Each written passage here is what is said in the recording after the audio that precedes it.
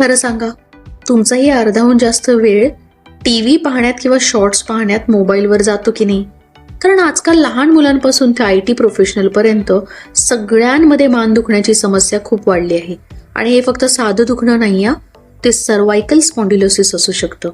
आता तुम्ही विचार कराल, आता हा नवीन कुठला आजार? तर यात मानेच्या मणक्यांमध्ये झीज होऊन डिस्क म्हणजेच गादी कमी होते आणि काही वेळा नसांवर दबाव येऊ शकतो. सुरुवातीची लक्षणं कशी ओळखायची?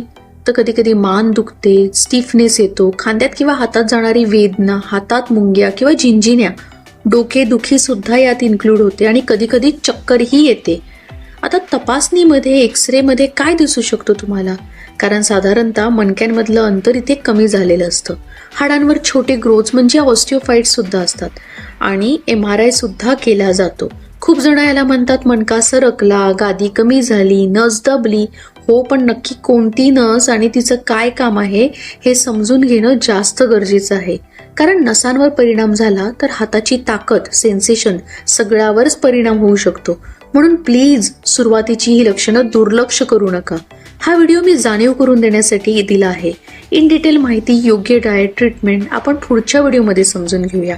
नाहीतर नंतर येऊन असं म्हणू नका की डॉक्टरांनी सांगितलंच नाही. अशाच हेल्थ माहितीसाठी फॉलो आणि सबस्क्राईब नक्की करा. पुढे भेटू. सर्वायकल स्पॉन्डिलोसिस, त्याची कारणं आणि त्यावर आपण काय उपचार घेऊ शकतो आणि कुठल्या टेस्ट करू शकतो. स्टे ट्यून, जागरूक व्हा.